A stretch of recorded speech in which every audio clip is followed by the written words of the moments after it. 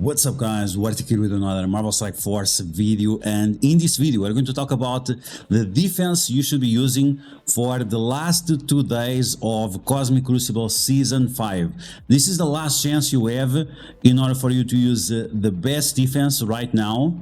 And if you want to make sure that you score as much as possible to get as many juicy rewards as possible.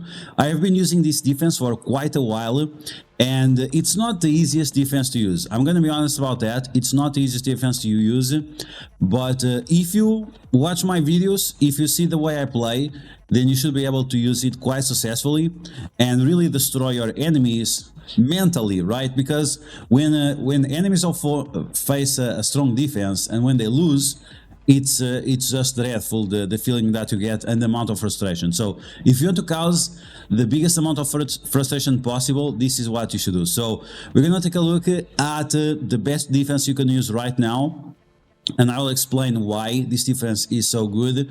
And as always, if you like the information on these videos, make sure you share it with your friends on Facebook and Discord. If you're new to my channel, make sure you subscribe for more Marvel Strike Force content, and make sure you smash that like button like a boss. Okay, so we are using a very unique defense. I don't see many people, or no content creator, no famous player like that using a defense like this. There was someone who used it somewhat similar that I faced last week. Cash, he actually had a very strong defense as well. But if you guys have been paying attention, if you guys know the strategies, having a strong defense is crucial for you to win. And you can see that right now we are on rank 165. We just got this additional win, and that's going to put us on the top 200. That will keep us in Masters 2, but on top of that, we're also going to get the maximum rewards of these Dark promos. This is going to allow you to get 1 diamond on pretty much all the legendary characters, so that's going to be very important. Next season, supposedly, we are going to get updated rewards, and in a future video, maybe on Wednesday or Thursday, we'll talk about the defense for the next season that you can use right now. Okay, so let's take a look at my defense, and I apologize for not sharing my defense earlier, but I was very close to Grandmasters, and it was too much, right? It was too much. When we had the level 95, I could play against my opponents, and that's why we were so close of Grandmasters. But now with the level 100, well, it's no longer possible. It's a little bit more difficult to play through. Okay, so we're gonna take a look in the room 1, teamwork. This is the room where striker characters are going to assist, and usually what you usually use here, use secret defenders. And what's the problem of secret defenders?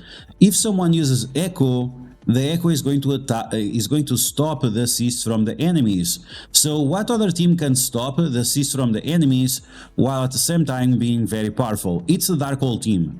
And of course, if you want to spice it up, you can always put the Super Scroll there, and that's going to be pretty insane. This was a team that I used 2 weeks ago, and it was very, very strong. A lot of defensive wins here because of the abilities from the Super Scroll to turn rewind the enemies, and then Morgan Le Fay turn rewinds the enemies more, applies slow to them, and then she does her ultimate with more turn rewinds, and at this point the Scroll is going to do his ultimate, and it's pretty much game over for you. So this is a very strong team on room 1, because once again it stops the bonus of the room, and that will stop all those combos with Echo or anything else. If people are using Echo, they should use, right? They should use, because otherwise my team is going to slap a lot more. But the case is that at least if they use Echo, it doesn't affect your defense, because you have Morgan Le Fay there to balance it out. So in my opinion, this is the best defense for room 1, based on what people use to attack and based on what people use to defend. Okay, now we have on room 2 the temporary shield, and this one gives barrier to skill and tech characters. There are a few options that benefit out of this, but in my opinion the best option is going to be Infinity Watch. And this is because Gamora and Nebula, they are quite fast, both of them get speed up, and those are the characters that you want to survive as much as possible, right? Of course with Firevel as well, but these are the characters you want to survive. And the amount of barrier that the room gives to these characters is quite a lot, and that is going to increase the survivability of the Infinity Watch team, making them even more annoying. And on top of that, making sure that your opponent loses as many efficiency as possible. Many times, the room of the Infinity Watch is the one that gives me the wins, or because the opponents get so much efficiency drained, or because they just cannot clear the enemies because they have too much barrier going on all the time for Nebula and Gamora. Okay, now we have corrupting power, and corrupting power, you can use different components here. I'm gonna tell you one team that I'm not using, but it's very powerful. This is a team that Cash was using last week, which was Hive Mind with Super Scroll. So it's very strong. You can use Doctor Doom against it, and it makes it easier. You just have to remember that you cannot use the special of Doctor Doom, or otherwise it's pretty much game over. So if you don't have a big Hive Mind and Super Scroll, you can use this one instead. This one is quite cheap, and even at low power, it causes a lot of problems, which is Black Order plus Quicksilver instead of Corvus Glaive. You need to have Thanos as a raider, because you want Thanos to apply as many vulnerabilities as possible to the enemies, and having the Proxima Midnight Ebony Maw as skirmishers, that's important as well, because once again you want to apply as many vulnerabilities to the enemies as possible. Because Thanos goes so fast, he's going to give a bunch of buffs to your Quicksilver, and that means that Quicksilver is going to obliterate the enemies. Now, my team is a little bit unbalanced. My Quicksilver is too big, my Thanos is too small, but you have your team a little bit bigger, it's going to be better, of course. Once again, the other team that I would recommend for this room for these last 2 days is Hive Mind with the Scroll, as not many people know how to beat it. Okay, now we have Special Ops, and on this room, characters in Stealth gain 20% more damage, and characters with Evade will gain Stealth. So this is quite good for characters that gain Stealth, for characters that gain Evade, for characters that even have Dodge, because if you Dodge, you can also get the Evade, if I remember correctly. So you want to use teams here like Infinity Watch, or Darkhold, or Secret Defenders, or Extreme X-Men. And the reason why we are using Extreme X-Men and with Phoenix, it's because Phoenix, when she dies, Cyclops is going to give 100% speed bar for Forge. And usually, because she is very small, because she's not relevant right now, she dies and Forge just has 2 turns back to back, which means he's going to use his ultimate, which is going to give more evades, more counters, more buffs, more everything, and then the special, which is going to spread that and extend the buffs and so on. So it gets quite crazy, and those evades will allow the Sunspot, the Nightcrawler, and the Cyclops to have their turns, and guess what's gonna happen? They're going to demolish you with that extra percent damage. So the bigger you have this team, the better, but in my opinion, this is one of the best teams to use here, beyond the ones I mentioned. There is also the new Avengers, but it's okay, they get evades. The problem is that because they have a small health pool, they usually cannot benefit of those evades, because they get destroyed quite easily. Okay, so for room number 5, you want to use some kind of mutant team. So or you use your Extreme X-Men on 5, or use your Unlimited X-Men with Apocalypse.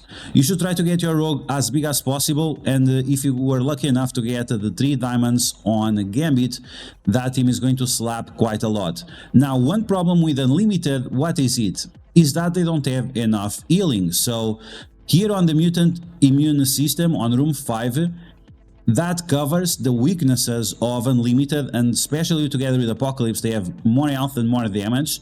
So the more negative effects they have more health to sustain those negative effects, and then more likely to flip those negative effects into healing.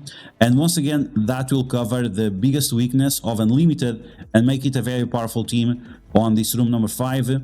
And then on room number 6, we have the rules of combat, where villains apply defense down to the enemies and heroes apply offense down to the enemies. So this is going to be very important for you to have a mixture of both villains and heroes. Now, for this room, in the past, I have used Secret Defenders with Super Scroll, which was okay. I used New Avengers with Darkhold with Super Scroll as well, which was okay. But because you are going to use Super Scroll on 1, because of that combo that we have, now we are going to have also hybrid team here. And I tried in the past, like I said, the this combo of the Secret Defenders plus Darkhold, but this time I'm going to use Captain America and Captain Carter since they announced their reworks, right? And I already had them at gear tier 18, so why not using them? And the reason why we are using them is because we are going to have two characters with taunt. We have characters like Hardlight and Captain America removing positive effects from the enemies. Captain America also is going to provide energy. Captain Carter can revive him and clear negative effects from the team, and also heal up the team. And this is one of the biggest problems with the Secret Defenders, is that they don't have a good way of clearing away negative effects. And also with Captain America, we are going to have more deflects on your team, so that's going to protect your characters against attacks, right? So those deflects, they can stop ability blocks or stuns, or at least they will have a 25% chance of doing so. And once again, that is going to increase the difficulty of clearing up this team. So in my opinion, based on the weaknesses of the Secret Defenders, this is a good way to complement them. Now, we may be getting another villain would be nice, maybe Photon, because she is going to increase the damage of everyone else. That would be nice too, but we're gonna wait and see, because with the size of this team, with the team being so big, I think we can cut down a little bit on the damage and focus more on the survivability, and then see what happens. Because let's be honest, the rules of the room don't impact it so much, because it's only after the other turn. So you attack with a villain, but only on the other turn is that we're going to take advantage of the defense down. So I think we have the right combination for that. So these are the teams that I'm going to use for these last 2 days, and I apologize for not sharing earlier, but with thousands of dollars in dark promos on the line, it's just the way it is. But I hope this video will still help you out in your journey for Cosmic Crucible. And as always, if you like the information on these videos, make sure you share it with your friends on Facebook and Discord. If you're new to my channel, make sure to subscribe for more Strike Force content, and I will catch you guys later.